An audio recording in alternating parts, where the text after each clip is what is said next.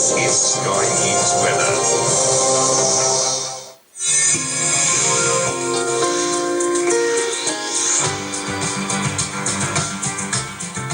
Hello, you're watching Sky News weather. We're seeing scorching heat right now through the interior of Australia. Now on Wednesday, the hottest temperatures were in Western Australia and the outback of the country, but they're now spreading towards the southeastern states. These were Wednesday's maximums. Kalgoorlie hit 42, but Laverton in the northern Goldfields hit 45.4, their hottest day in 4 years, and we hit 46.5 at Luna. These are getting very close to all-time records. This heat wave, it continues for the outback and for New South Wales and the ACT. That includes Sydney and Canberra. We're up to day 11 of the heat wave. Now, very hot temperatures today also for the South Australian coastline.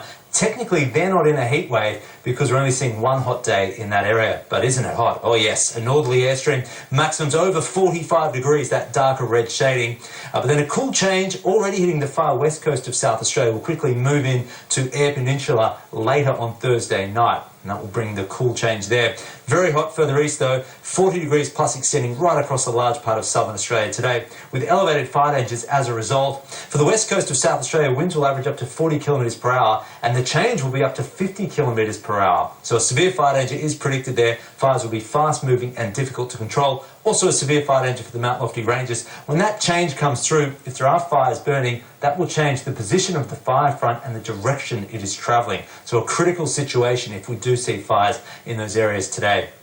Let's keep tracking this cool change. You can see there at roughly midnight it's going through Port Lincoln and then reaching Adelaide early on Friday morning and then increasing in strength probably through the day in Adelaide. So Adelaide definitely cooling down on Friday along with other parts of the South Australian coast. Before it arrives, a very warm night though. This is over 30 degrees even early morning on Friday. So minimum temperatures will be above 30 for much of the southeast inland and then exceptionally hot weather tomorrow ahead of that system for much of New South Wales and Victoria. More details in my extreme weather outlook. Now, we've had storms the last few afternoons, just bringing some slight relief to New South Wales from this heat wave.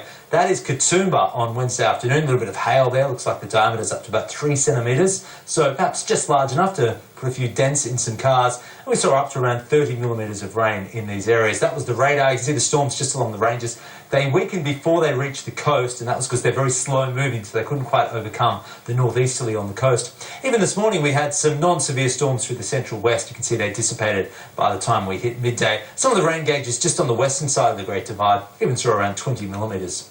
Now, here are some of the higher totals. Katoomba had 30 millimetres, Kara had 12 and a handy, 13 millimetres at Nerriga. More storms today, though. Now, we'll get to the forecast shortly. For southeast Queensland, we've got onshore winds and an unstable atmosphere. So we had some showers this morning, briefly heavy in Brisbane just after 5 a.m.